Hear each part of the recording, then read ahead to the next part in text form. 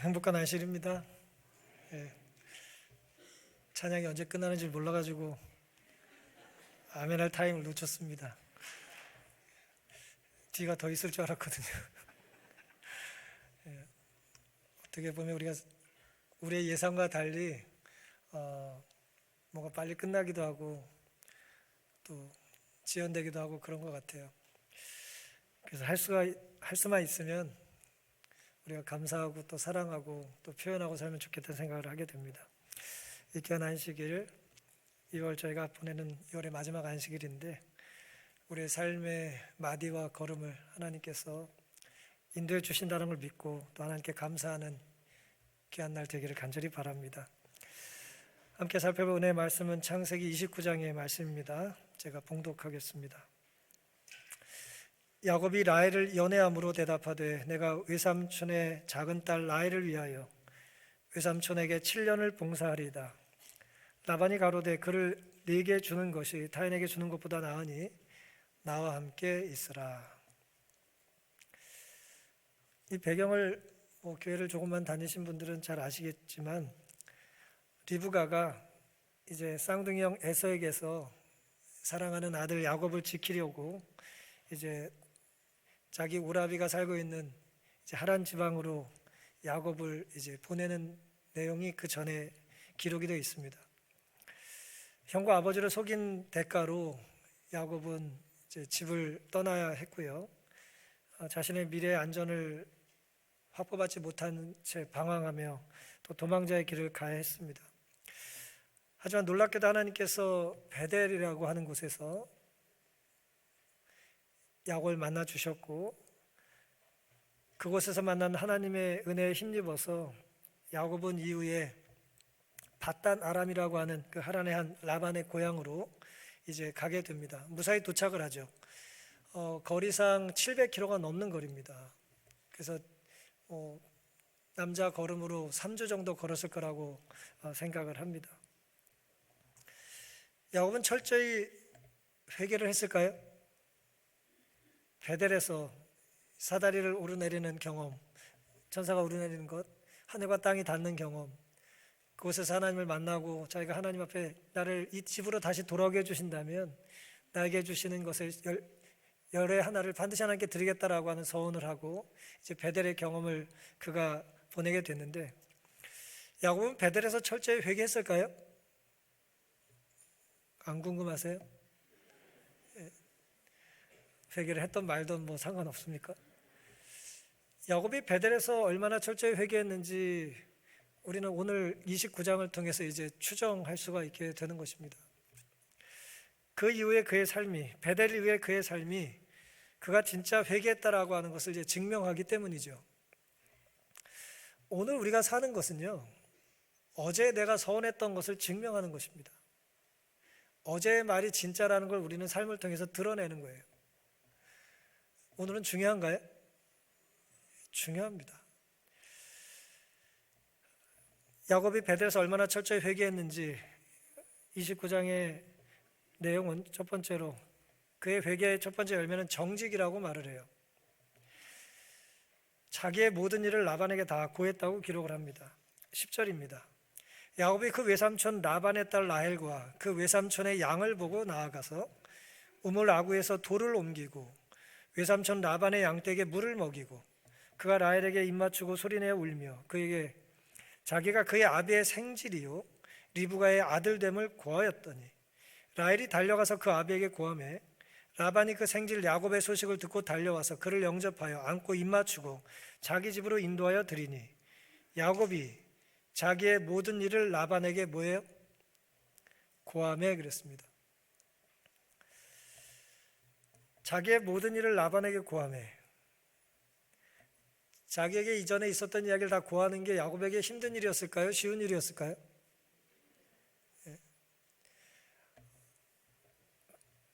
어제 시험 봐가지고 100점 맞았으면 정직하고 싶죠. 입이 간지럽잖아요. 누가 좀 물어봐 줬으면 좋겠잖아요. 야곱에게 지난 일을 야곱에게 자기가 지난 3주 혹은 뭐 지난 한 달을 고백하는 것은 매우 어려운 일입니다. 3주 전 베델에서 하나님을 만난 후에 야곱은 결심을 했어요. 내가 앞으로 어떻게 살겠다? 어떻게 살겠다고요? 내가 앞으로 정직하게 살겠다. 왜? 내가 이렇게 고생을 하는 건 뭐 때문이에요? 속임수 때문이라는 걸 그가 정말 피를 토하는 심정으로 깨달은 거예요. 내가 정직하겠다. 앞으로는 내가 무슨 일이 있어도 내가 정직하게 살겠다. 하나님, 내가 정직하게 살게 도와주십시오. 그렇게 이제 기도를 드린 거예요. 그리고 3주를 거쳐서 이제 외삼촌을 만나러 온 것입니다. 그때 사실은 이제 외삼촌을 만나러 가지만 외삼촌이 어떻게 생겼는지를 알아요, 몰라요? 본 적이 없어요. 한 번도. 가본 적도 없어요. 어머니가, 리브가가 오빠와 헤어진 게 정확히 97년 전이에요. 그때 어떻게 서로 변했는지 알 길이 없어요. 지금처럼 사진 있는 것도 아니고, 네가 내 아들이라는 걸 증명하려면 이렇게 말하고 이렇게 확인하면 될 거라는 뭔가 지침을 주긴 했겠습니다만 야곱은 두려웠겠죠. 가야 될 곳이 어딘지는 알고 만나야 될 사람이 누군지는 알지만 정확히 그곳이 어딘지, 그 사람이 어떻게 생겼는지 모르는 상황입니다. 하나님의 인도하심으로 이제 우물가에 도착을 했고요. 그 우물가가 어딘지도 정확히 모르는 가운데 목자들에게 어디서 오냐고 물어요. 하란에서 온다고 대답하고, 또 그 무리 중에 이제 어쨌든 라반은 아냐고 물었더니 또 안다고 대답을 하고요. 저기 이제 라반의 딸 라헬이 온다는 얘기를 듣고 여차여차 내가 당신과 사촌이고 뭐 이런저런 얘기를 하는 것입니다. 라헬을 보자마자 성경이 자세히 기록하고 있지는 않지만 야곱이 사랑에 빠진 것 같아요. 왜냐하면 그 우물을 막고 있는 돌이 크다고 묘사했는데 얼마나 큰지 모르겠지만 야곱이 그 우물 막고 있는 돌을 뭐예요? 옮겨요. 야곱이 괴력을 발휘해요. 그러니까 원래 힘이 좋은 사람인지 뭐 돌이 얼마나 작은지 모르겠지만 얼마나 큰지 모르겠지만 성경은 어쨌든 큰 돌이라고 하거든요. 거대한 돌이라고 표현해놨어요. 그게 뭐 과장이든 어쨌든 모르겠지만 어쨌든 야곱은 라헬을 위해서 돌을 혼자 옮겨요. 목자들이 지금 옮기지 않겠다고 했기 때문에. 하나님은 함께 하시겠다고 하는 베델에서 약속을 지키고 계십니까? 야곱에게 지키고 계신가요? 예, 하란까지 무사히 갔다는 게 그 증거예요. 그러면 야곱은 자신이 앞으로 내가 하나님께 서원했던 것에 충실히 살겠다라고 하는 약속을 지키고 있습니까? 예, 지키고 있는 거예요. 야곱이 그 땅에 도착한 것은 거의 100년 전, 정확히 이제 97년입니다. 100년 전 아브라함의 심부름꾼 엘리에셀이죠. 그가 도착했던 것과는 얼마나 달랐던가 그랬습니다. 이삭의 아내를 데리고 오라고 하는 이야기를 듣고 이 아브라함의 부자 아브라함의 종이 막대한 이제 결혼 지참금을 가지고 라반을 찾아갔었잖아요. 그 심부름꾼은 수행인들을 거느리고 약대를 타고 금은 등 값진 선물을 가지고 도착하였었다. 그러나 그 자손은 누구요? 야곱은 지팡이 밖에는 아무것도 가진 것 없이 외롭고 발병까지 났었다네. 병든 가운데 그저 나그네에 불과했다는 것입니다. 저는 이 본문을 이렇게 생각해 보면 왜 이삭과 리브가가 야곱을 돈을 안 줘서 보냈는지 모르겠어요. 그 뭐 삼촌의 집 딸을 여식으로 삼아서 이제 며느리를 얻어오라고 했는데 왜 돈을 안 줬는지 잘 모르겠어요. 벌을 준 건지 어쨌든 뭐 가지고 간 게 지팡이밖에 없어요. 정직하게 고백하면 야곱에게 유리할까요? 불리할까요? 내가 어쩌다 이렇게 왔는지를 정직하게 얘기하면 내가 갑이 되겠어요? 을이 되겠어요? 별로 유리해 보이지 않는 상황이잖아요. 하지만 야곱은 이제는 뭐 하지 않았어요? 이번에는 속이질 않았습니다. 불리해도 그대로 말을 한 거죠. 어떻게 왔는지, 내가 여기 와서 뭘 하길 원하는지. 자기의 모든 일을 라반에게 고한 것이 잘한 일입니까? 어떻게 생각하세요? 정직하게 고백하는 게 잘한 거예요?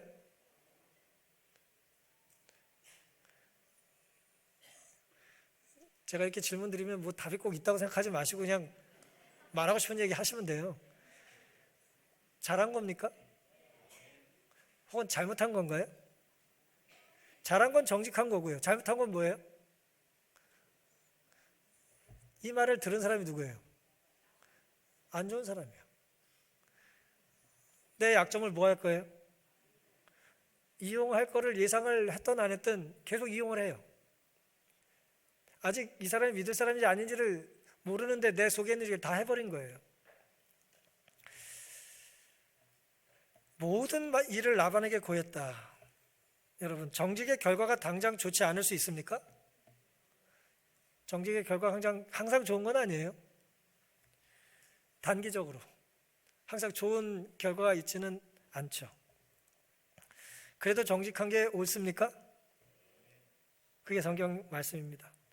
이 모든 것은 아마도 그의 어머니가 그와의 인척 관계를 증거하기 위해 말하라고 지시한 것들과 집을 떠나 유랑 생활을 하게 된 이유와 목적에 관해 말한 것을 가리킬 것이다. 만일 그가 진실을 말하지 않았다면 어떻게 이 명백한 곤핍에 대해 설명할 수 있었겠는가? 어째서 부유한 부모의 아들이 도보로 선물이나 종들도 없이 하란까지 오게 되었겠는가? 정직이 최선이었다는 식의 이제 주석을 하고 있는 거예요. 선택의 여지가 없어 보였다는 거죠. 하지만 야곱은 똑똑하고 잘난 사람이었어요. 얼마든지 이제 이야기를 지어낼 수 있었습니다. 하지만 야곱은 그렇게 하지 않았다는 거예요. 이번에는 야곱의 회개의 첫 번째 열매는 적어도 창세기 29장에 의하면 정직이었습니다. 어렵고 불리했지만 그는 정직함을 택했어요. 자신을 하나님께 바치고 정직한 마음으로 그의 뜻을 알고 행하기를 바라는 자들에게 진리는 그들을 구원하는 하나님의 무엇으로요? 하나님의 능력으로 나타날 것을 믿으시기를 바랍니다. 내가 정직할 때 하나님께서 투명하게 역사하실 수 있어요. 내가 정직할 때 하나님이 저를 사용하실 수 있는 겁니다. 내가 하나님 앞에 바르게 서야 하나님께서 나를 책임지실 수 있는 거예요. 야곱은 그런 면에서 두렵고 떨리더라도 자신이 살아온 날을 속이지도 않았고 자신의 이력서에 이력을 과장하지도 부풀리지도 않았습니다. 오늘 우리도 정직이 우리의 신앙의 열매가 될 수 있기를 간절히 바랍니다. 야곱의 두 번째 회개의 열매는 성실이라고 할 수가 있겠습니다. 라헬을 위하여 7년을 봉사하리다라고 이제 약속을 하는 장면이 나오는데요. 14절부터 읽겠습니다. 라반이 가로되 너는 참으로 나의 골육이로다 하였더라. 야곱이 한 달을 그와 함께 거하더니 라반이 야곱에게 이르되 네가 비록 나의 생질이나 어찌 공으로 내 일만 하겠느냐 무엇이 너의 보수겠느냐 내게 구하라. 라반이 두 딸이 있으니 형의 이름은 레아요 아우의 이름은 라헬이라.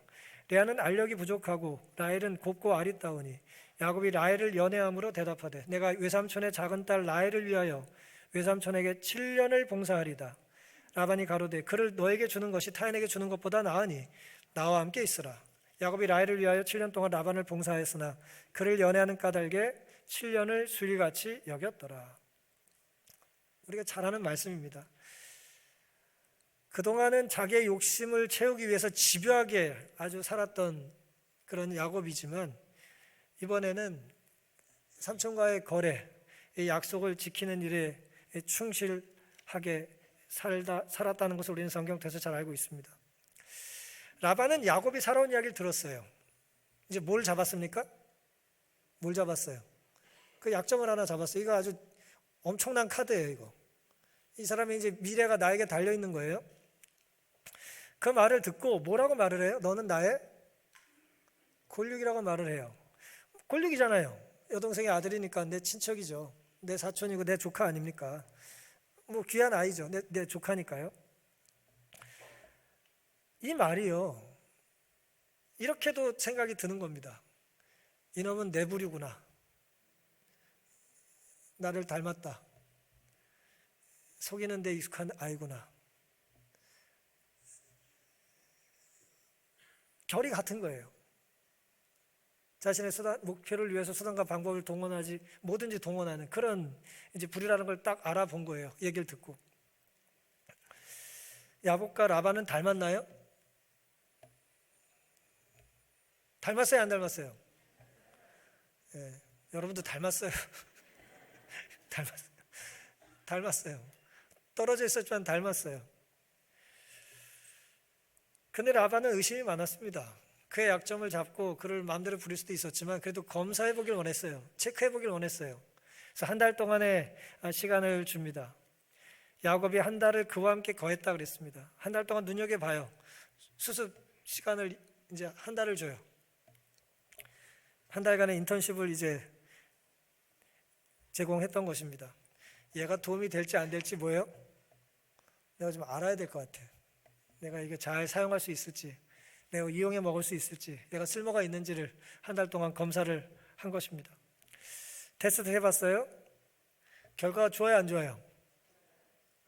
완전히 좋아요. 지발로 찾아왔어. 완전히 내 사업에 꼭 필요한 사람이에요. 얼마나 한 달 동안 성실하게 일을 하는지 괜찮은 친구가 이제 내 마음대로 부릴 수 있게 된 겁니다. 성실한 야곱을 보고 라반은 자기의 유익을 위해서 야곱을 붙잡아 두려고 합니다. 근데 네가 꼭 필요하다라고 말하면 폼이 안 나니까 이제 아주 세련되고 신사적인 방법으로 이야기를 하는 거예요. 네가 내 생질이지만 어찌 공으로 내 일만 하겠냐? 네 원하는 게 뭐냐? 얼마면 되겠냐? 보수를 얘기해라 라고 이제 제안을 합니다. 여러분, 우리가 학생들은 공부를 하고요, 청년들은 취직 준비를 하고 이제 직장인들도 뭐 열심히 이제 살잖아요. 인터뷰를 하러 갔어요, 회사에 혹은 대학에. 근데 뭐라고 얘기하는 거예요? 우리 학교 제발 들어와 주세요. 원하는 게 뭡니까? 이직만 해주시면 원하는 거 다 해드리겠습니다. 뭐 그런 제안 같은 제안을 하는 거예요. 네가 원하는 게 뭔지 얘기해봐라. 이런 대접받고 취직하고 취업하고 이직하면 좋겠죠. 한 번도 들어본 적도 없고 제공을 받아본 적도 없어. 우린 감이 좀 없지만 그럼 좋겠죠. 나를 필요로 하는 사람이 원하는 조건을 얘기해 보라잖아요. 매혹적입니다.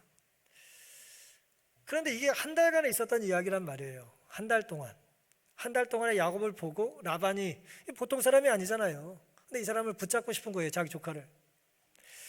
비록 재산도 수행원도 없이 홀로 왔으나 몇 주일 동안은 부지런하고 재간 있는 인물이라는 인정을 받아 그는 계속 머물라는 요청을 받았다. 그가 라헬을 위해 7년 동안 라반에게 봉사할 것이 계약이 된 것입니다. 아주 탐욕적인 성격을 가진 라반은 자기 이익을 위해 야곱의 기술과 노력을 착취할 계획이었다. 그러나 라반은 야곱이 자신의 동기를 알아채지 못하도록 정의와 친절이라는 허울 아래 자신의 이기심을 조심스럽게 감추었어요. 이 야곱보다 라반이 급이 높아요. 고수의 고수. 더 사기를 잘 쳐요. 감췄습니다.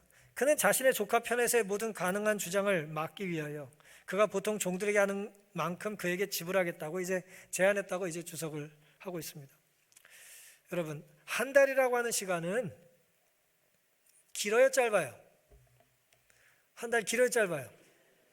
뭐 길다면 길고 짧다면 짧죠. 예. 근데 한 사람을 파악하는데 이 한 달은 어떨까요? 헷갈려요? 다시 20대로 돌아가면 데이트를 해. 한 달 동안 이 사람을 사귈지 말지를 결정하려면 기간이 어떨까요? 좀 짧은 것 같아요. 뭐 눈을 질끈 왜 감으세요? 짧아요? 예. 누구 어떤 꼭 내 사업에 필요한 어떤 그 직원을 구해야 돼요. 한 달 일하는 걸 보면 충분할까요? 아닐까요? 전 잘 모르겠어요. 하지만 라반은 확신이 있었어요. 이 정도면 됐다고 봤어요. 한 달은요, 한 사람의 사람됨을 증명하기에 충분하진 않을지 몰라도 어쩌면 부족하지도 않은 기간일 겁니다. 내가 어떤 사람인지를 한 달 사는 걸 이렇게 쭉 보면 뭐예요? 어느 정도 이제 티가 나는 거죠. 훈련소가 4주예요, 보통 군인들이. 4주면 얘가 군생활 잘할지 못할지 결정이 나나요? 4주도 안 가요. 며칠이면 결정나요. 4주는 짧은 시간이 아니에요. 한 달은 짧은 시간이 아닙니다. 야곱은 그 이전 3주 동안 베델에서의 경험이 있었고요. 브엘사바 베델을 거쳐 이곳 하란까지 온 거예요. 지난 한 달 동안 이 사람은 720km를 이동했어요. 그리고 또 다른 한 달 동안 이 사람은 내가 어떤 사람이라는 것을 증명하기에 충분한 시간을 가진 것입니다. 대단한 실력을 갖추기에는 부족한 시간일 수 있지만 이 기능과 이 길과 이 전공을 하기에 얼마만큼의 열정이 있는지를 보여주기에는 비교적 넉넉한 시간인 거예요. 이 정도라면 할 수 있겠다. 이런 열심이라면 괜찮겠네. 보여줄 수 있는 시간인 겁니다. 야곱은 라헬을 아내로 얻는 조건으로 7년 노동을 결혼 지참금으로 이제 지불할 약속을 한 거예요. 가진 게 없으니까 내 몸으로 이제 아내의 결혼 지참금을 대신하겠다는 거죠. 놀랍게도 7년을 며칠처럼 여겼대요? 며칠처럼, 수일처럼 여겼다는 거예요. 근데 살다 보면 이게 반대가 될 때가 있어요. 며칠이 막 10년 같아 막. 그러면 이제 좀 정신을 차려야죠. 다시 하나님께 무릎 꿇고 시간을 좀 잘 인식할 수 있게 해달라고 기도를 드려야 됩니다. 근동 지방에서는 신랑이 신부를 데려오기 위해 막대한 대가를 지불하지 않으면 안 되었습니다. 딸을 가진 아버지는 그 딸을 출가시키기 전에 사위가 될 사람으로부터 상당한 보상을 받는 것이 상례였습니다. 보상금은 돈이나 보석 또는 가축으로 지불되었는데요. 그것이 여의치 않을 경우에는 뭘로 갚아요? 요즘 말로 몸으로 떼었어요. 내 노동력으로 대신한 겁니다. 라반은 야곱이 라헬을 사랑하는 것을 보고 이제 이 거래가 아주 흡족하게 쌍방의 합의가 이루어졌어요. 이건 보이지 않는 손 같은 거예요. 서로 만족했습니다. 이 거래를. 서로의 필요가 만났어요. 너에게 주는 것이 타인에게 주는 것보다 나으니 나와 함께 있으라. 말이 참 좋죠. 나와 함께 있으라. 하지만 라반은 음흉한 계획이 있는 것입니다. 라반은 야곱과 라헬의 마음을 훔치기 위해서 선한 모양으로 거짓 제안을 한 거죠. 라반은 자기 유익을 위해서 야곱의 약점과 또 다른 야곱의 약점이 뭐예요? 내 딸을 뭐 하는 거예요? 사랑하는 거죠. 그가 살아왔다는 이력과 또 아주 너무 좋아. 내 딸을 너무 좋아해. 그러니 그 또 다른 약점을 이용하게 된 거예요. 두 개의 카드를 갖게 된 것입니다. 이것이 라반이 가졌던 모습이고 안타까운 이제 상황이라고 할 수 있겠습니다. 자기의 사익을 취하기 위해 남의 약점을 이용한 것입니다. 이제 야곱이 우리에게 보여주는 회개의 마지막 이 본문에서의 열매가 있다면 사랑이라고 할 수 있겠습니다. 사랑의 첫 번째 특징은 이제 인내하는 거잖아요. 인내, 사랑이라고 할 수 있겠습니다. 다시 7년을 라반에게 봉사했다는 이야기입니다. 야곱이 라반에게 이르되 내 기한이 찼으니 내 아내를 내게 주소서. 내가 그에게 들어가겠나이다. 7년이 지났어요. 라반이 그곳 사람을 다 모아 잔치하고 저녁에 그 딸 레아를 야곱에게로 데려가매 야곱이 그에게로 들어가니라. 야곱이 아침에 보니 레아라. 라반에게 이르되 외삼촌이 어찌하여 내게 이같이 행하셨나이까? 내가 라헬을 위해 외삼촌께 봉사하지 아니하였나이까? 외삼촌이 나를 속이심은 어찌 미니이까? 라반이 가로되 형보다 아우를 먼저 주는 것은 우리 지방에서 하지 아니하는 바이라. 이를 위하여 7일을 채우라. 우리가 그도 너에게 주리니 내가 그를 위하여 또 7년을 내게 봉사할지니라. 야곱이 또한 라헬에게로 들어갔고 그가 레아보다 라헬을 더 사랑하고 다시 7년을 라반에게 봉사하였더라. 7년을 다시 이제 노역을 해야 되는 것이에요. 왜 날 속였냐고 이제 삼촌에게 따지니까 삼촌이 천연덕스럽게 뭐라고 말해요? 우리 지방에는 넘버 2가 넘버 1보다 시집을 먼저 갈 수 없어. 이렇게 이제 지방의 전통을 변명을 삼는 것입니다. 이게 합리적이고 합법적인가요? 나쁜 거죠. 나쁜 사람이에요. 그러면서 또 자기의 낯이 있으니까 일단 7일간의 잔치가 끝나면 다시 계약을 하자는 거예요. 일단 7일의 잔치는 끝난 다음에 내가 라헬을 또 줄게. 대신 라헬을 원하면 7년을 뭐 하라고요? 또 일을 하라는 것입니다. 야곱에게 사랑이 뭐길래 라헬을 위해서 총 몇 년이요? 14년을 이제 일을 해야 되냐는 것입니다. 야곱은 라헬을 얻기 위하여 사실상 라반의 노예가 된 것으로 보인다. 7년간 보수 없이, 자유 없이, 존엄성이 없이 일하는 것이다. 전반 7년이 후반 7년도 마찬가지예요. 14년을 이렇게 산 것입니다. 일반적으로 아버지가 받았던 결혼 지참금은 결혼 때 그 딸들에게 주어졌다. 그러나 레아와 라헬의 경우에 있어서 라반은 그들에게 주었어야 할 결혼 지참금을 제멋대로 보류했다 그랬어요. 결혼 지참금이 얼마나 많든 일반적으로는 그 아버지가 그걸 받았다 뭐 한다고요? 딸에게 다시 내준다는 거예요. 근데 이 양반은 어떻게 했어요? 주질 않았어요. 어떻게 하냐? 성경이 그렇게 말해요. 20년이 지나고 나서 야곱이 이제 고향으로 가겠다고 하면서 실갱이를 벌이던 와중에 자기를 노예처럼 부리고 내 돈을 갈취하고 품값을 떼어먹었다는 이야기를 하면서 이렇게 기록을 합니다. 아버지가 우리를 팔고 우리 돈을 다 먹었으니, 딸들이 하는 얘기예요. 아버지가 우리를 외인으로 여기는 것이 아닌가.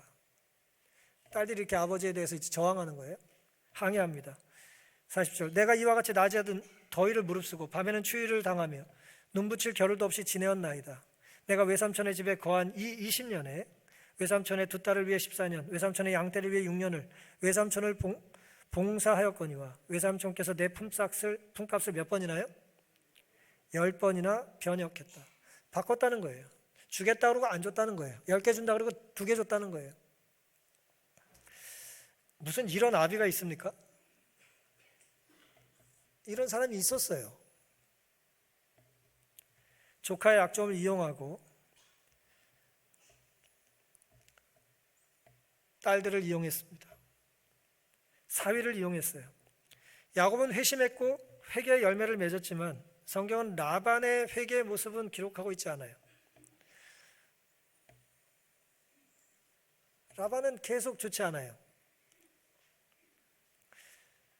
야곱은 라헬에게 대한 사랑으로 한 번 더 신부를 얻기 위해서 7년을 더 일을 했습니다. 마치 뭐와 같이요? 신부값을 빚으로 이제 삼아 다시 갚아야 되는 것입니다. 복잡할 것 없고 그냥 단순하게 얘기하면 사랑하는 것은 빚을 지는 거예요. 그리고 그 진 빚을 뭐 하는 거예요? 갚는 겁니다. 사랑을 안 하면 안 갚아도 돼요. 지불 안 하면 돼요. 하지만 사랑을 택하는 순간 뭐예요?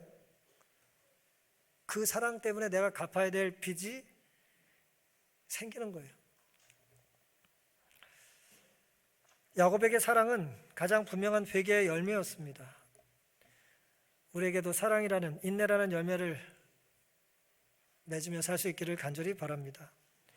데살로니가전서 1장 3절에 너의 믿음의 역사와 사랑의 수고와 우리 주 예수 그리스도에 대한 소망의 인내를 우리 하나님 아버지 앞에서 쉬지 않고 기억한다라고 하는 말을 바울이 기록합니다. 사랑의 수고. 사랑하지 않으면 뭐 할 필요가 없어요? 하지 않을 수고가 많은 거예요. 사랑하기 때문에 우리는 수고를 하고 사는 겁니다. 그것을 달게 받는 거예요. 누군가 사랑한다면 야곱처럼 기꺼이 사랑하는 사람을 위한 수고를 감수하지 않겠습니까? 만약 진정 회심했다면 회심하기 전에는 없던 회개의 열매가 있어야 하지 않겠습니까? 회심이라고 하는 것이 씨 같은 거예요. 심겨지면 뭐예요? 내가 심은 것이 나야 돼요. 회심했다고 하면서 변화가 없다면 뭐 한 게 아니에요?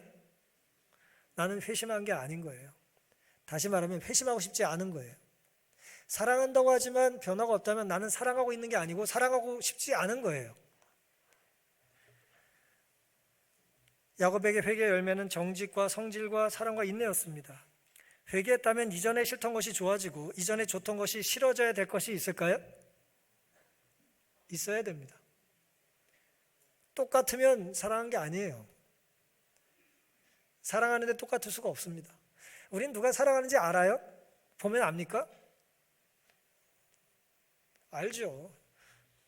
사람은 바보처럼 보이잖아요. 사람이 실실거리고 저 사람이 지금 사랑에 빠졌는지 우리는 알 수 있어요. 그리고 사랑에 빠지면요 숨길 수가 없어요. 사랑석담에 사랑과 감기는 숨길 수 없다 그래요. 티가 나요.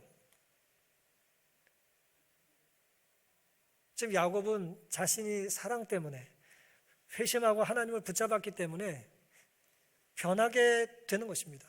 그리고 그 변한 것을 라반은 뭐하고 있는 거예요? 이용하고 있는 거예요. 야곱은 라헬 사랑이란 회개의 열매를 맺었고, 라반은 물질 사랑이라고 하는 자신의 삶을 고집했다는 것을 우리는 알게 되는 것입니다. 여러분, 어떤 열매를 맺기를 원하십니까? 사랑의 열매를 맺고 싶으십니까? 그 사랑의 열매는 고단해요. 손해를 감수해야 될 수도 있고요, 피곤할 수도 있습니다. 그래도 맺어 보시기를 원하십니까? 여러분의 다짐과 고백이 삶의 열매로 맺혀지기를 간절히 바랍니다. 오늘 내 인생의 최고의 날이라고 하는 이제 스티븐 코비의 책이 있는데, 정확히는 이 사람이 쓴 건 아니고요, 리더스 다이제스트라고 하는 이 잡지에 좋은 기사를 편집해 놓은, 수십 년 동안 있었던 기사를 편집해 놓은 책입니다. 이 책의 내용 중에 제가 아주 좋아하는 이야기가 하나 있습니다. 퍼트리시아 맥거라고 하는 사람의 사연이었는데요, 내용은 이렇습니다. 남태평양에 키니와타 섬이라고 하는 섬이 있답니다. 별로 지명은 기억 안 하셔도 괜찮고요, 한 섬이 있었습니다. 남태평양에. 거기 자니 링고라고 하는 이 젊은이가 살았어요. 근데 이 마을은 결혼할 때 신랑이 신부에게 몸값으로 암소를 줬어요. 보통 암소 2-3마리 정도 줬습니다. 암소 2-3마리 정도를. 그리고 조금 부잣집은 4-5마리면 좋겠어요. 그 정도는 통상 결혼을 할 수 있는 이제 결혼 지참금이었습니다. 근데 자니 링고라고 하는 이 청년은 좀 모자라가지고 암소를 8마리를 줬어요. 몇 마리면 되는데? 2-3마리. 그래봤자 4-5마리면 충분한데 8마리를 지불했어요. 그래서 섬에서는 이 젊은이가 모자라다고 이제 놀려요. 저 바보 간다 뭐 이렇게 놀리는 것입니다. 더욱이 자니 링고가 8마리나 주고 데려온 신부가 빼짝 마른 데다가, 지금 우리의 관점과 다른 거예요. 여기 좀 이래야 되는데, 빼짝 마른 데다가 어깨는 꾸부정하고 머리를 숙인 채 걷고요, 자기 그림자만 봐도 놀라는 약간 모자란 여자였어요. 겁이 많고 소심하고 그런 여자였어요. 그래서 이 여자, 사리타라고 하는 이 링고가 택한 여자의 아버지 샘 루카의 친척들이 아버지한테 와가지고 딸을 달라고 누가 오면 암소를 3마리를 달라고 요구하라고 이제 훈수를 뒀어요. 3마리를 요구하라고. 근데 이제 총각이 고개를 흔들고 1마리만 준다고 할 거니까 그때 2마리를 얘기하라고. 그렇게 이제 훈수를 뒀어요. 왜냐하면 우리 딸은 누가 데려갈 사람이 아니기 때문에 누가 데리고만 간다 그러면 줘야 되는데, 그래도 그 거래를 좀 자연스럽게 성사시키기 위해서 이제 머리를 이제 쓴 겁니다. 그렇게 이제 생각하고 있었어요. 근데 링고라는 청년이 와가지고는 요구도 하기 전에 뭐예요? 여기 8마리 있습니다. 뭐 그렇게 듣고 간 겁니다. 이 이야기를 들은 이제 퍼트리시아 맥거라고 하는 이 글의 저자가, 그 친구가 이제 허영기가 심하구나라고 생각했다는 거예요. 허영기가 심한 거예요. 뭐 사랑하는 애인에게 뭐 사주고 싶잖아요, 사실은. 근데 능력이 안 돼서 못 사준 거 아니에요? 근데 뭐 이만한 무슨 보석을 하나 사갖고 와가지고 말이에요. 그러면 제가 정신이 나갔구나, 허영기가 있구나라고 생각한다는 거잖아요. 근데 이 사람이 호기심을 참지 못하고 그 섬에 갔다가 도대체 자니 링고 좀 봐야겠다. 그리고 이제 그 집을 찾아가요. 근데 링고의 집에 가봤더니 마침 사리타가, 그 부인이요, 테이블에 꽃병을 꽂으러 왔어요. 잠시 씩 미소를 짓고 이제 여자가 지나갑니다. 근데 그 모습이 너무나 아름다워 보인 거예요. 어깨가 구부정하다 그랬는데 어깨는 펴 있고, 무슨 자기 그림자 보고 놀랬던 약간 모자란 여자라 그랬는데 뭐 눈동자는 빛이 나고요, 표현에 의하면 완벽한 미인이라는 거예요. 너무 아름다운 이제 여인이 있는 것입니다. 들은 얘기가 같아요, 달라요? 전혀 다른 사람이 서 있었던 겁니다. 그때 이제 링고가 이렇게 말을 해요. 감탄하셨어요? 예, 정말 아름다우신데요. 그때 링고가 이렇게 말합니다. 사리타는 한 사람뿐입니다. 아마 키니와타섬 사람들이 말하는 모습과 많이 다르죠? 정말 많이 다른 거예요. 링고가 이렇게 말해요. 암소 8마리가 정말 많다고 생각하세요? 표현이 좀 우습긴 한데 암소 8마리 주고 내가 이 아내를 데리고 온 게 많다고 생각하세요? 입가에 미소가 지어졌습니다. 그동안 아무도 8마리나 지불하고 여자를 데려온 사람이 없었거든요. 어떻게 소문가 이렇게 다를 수 있을까? 질문을 했어요. 링고는 이렇게 대답합니다. 남편이 살 수 있는 가장 낮은 가격으로 자신을 샀다고 하면 그것이 여자에게 무엇을 의미한다고 생각하십니까? 여자들끼리 우물에서 이제 얘기할 거 아니에요. 설거지하면서, 빨래하면서, 너 몇 마리냐? 나는 깎아서 3마리. 쟤는 1마리야. 뭐 이렇게 그런 얘기를 하지 않겠냐는 거예요. 결혼 후에 여자들은 서로 이야기하면서 남편이 자신을 높은 가격으로 사왔다고 자랑합니다. 어떤 사람은 암소 4마리를 줬다고 하고 또 어떤 사람은 6마리를 줬다고 말하죠. 그럼 암소 한두 마리에 팔려온 여자는 어떤 기분이겠습니까? 사리타의 자존심을 상하게 하고 싶지 않았습니다. 아내를 행복하게 해주기 위해 그렇게 하셨던 거군요. 그렇습니다. 하지만 나는 그 이상을 원했어요. 그녀의 모습이 다르다고 말씀하셨죠? 사실입니다. 여자는 환경에 따라 바뀝니다. 변화는 내면을 물론 외면에서도 일어나죠. 물론 가장 중요한 것은 사리타가 자신에 대해 품고 있는 생각입니다. 키나와타 섬에서 사리타는 자신이 가치없는 사람이라고 생각했습니다. 그러나 이제 그녀는 주변 섬의 어느 누구보다 자신이 가치 있는 여자라는 것을 알고 있습니다. 나는 사리타와 결혼하고 싶었습니다. 나는 그녀를 정말 사랑합니다. 나는 암소 8마리의 가치를 지닌 아내를 원했습니다. 개인적으로 굉장히 제가 좋아하는 이야기예요. 나는 암소 8마리의 가치를 지닌 여자를 원했습니다. 라반은 야곱의 약점을 알게 된 후에 수단과 방법을 가리지 않고 그의 노동력을 착취해요. 어떻게 저 후려치지? 어떻게 내가 악랄해 보이지 않으면서도 악랄하게 이득을 얻지? 생각을 했습니다. 반면 야곱은 그 와중에도 7년 노동의 가치를 부여하며 라헬을 아내로 원했어요. 야곱이 7년이라는 얘기를 안 했으면 라반이 안 줬을까요? 라헬을? 6년은 안 됐을까요? 5년은 안 됐을까요? 4년은? 뭘 부르든 줬을 거예요. 동의 안 하셔도 괜찮아요. 네. 하지만 야곱은 라헬을 얼마치로 대우하고 싶었어요? 내 최선을 다한 내 삶의 7년을 이 여자를 위해서 투자하겠다고 생각한 거예요. 내가 할 수 있는 최선의 노력을 해서 귀한 여자로 만들고 싶었다는 겁니다. 라반이 가족보다 물질을 중히 여긴 것과 달리 야곱은 사람에 대한 사랑을 가장 중하게 여긴 겁니다. 우리에겐 라반의 유혹이 없습니까? 야곱과 라반은 매우 비슷하고 많이 달라요. 많이 닮았고 많이 달라요.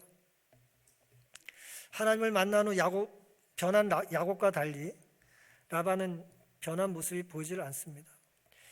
남태평양의 사리타라고 하는 처녀가 암소 8마리에 변했다면 주님의 피로 산바된 우리는 어때야겠습니까? 우리 좀 변해야 되지 않을까요? 예수 그리스도의 몸값이 우리의 구원값이에요. 그분의 생명이 오늘 우리를 구원하신 겁니다. 오늘 우리가 막 살면 주님의 생명은 무가치한 게 되는 거고요. 오늘 우리가 바로 살면, 제대로 살면, 온전히 변화되면 주님의 희생은 가치가 있게 되는 것입니다. 주님이 우리를 부르시는 이유는 우리를 사랑하시기 때문입니다. 그게 전부예요. 주님은 우리의 자존심을 위해 최고의 값을 주님께서 지불하신 것입니다. 주님을 내어주셨잖아요. 그러니 주눅 들지 말고 어깨를 펴며 사시기를 간절히 바랍니다. 용서받고 사랑받은 자로 사시기를 바랍니다. 정직함을 유지하시고 누군가의 비밀은 지켜주시고 순수한 사랑을 응원하고 그의 미래를 이용하는 사람이 아니라 후원하는 삶을 살 수 있게 되기를 간절히 바랍니다. 이것이 바로 주님께서 우리를 평가하시고 자녀 삼아주신 태도의 원칙임을 잊지 않고 살게 되시기를 간절히 바랍니다. 오늘 이 귀한 안식일 우리도 살아갈 한 주 동안 각자의 회개의 열매가 무엇인지 돌아보고 또 감사하는 한 주 살게 되시기를 바라면서 오늘 말씀을 마치겠습니다.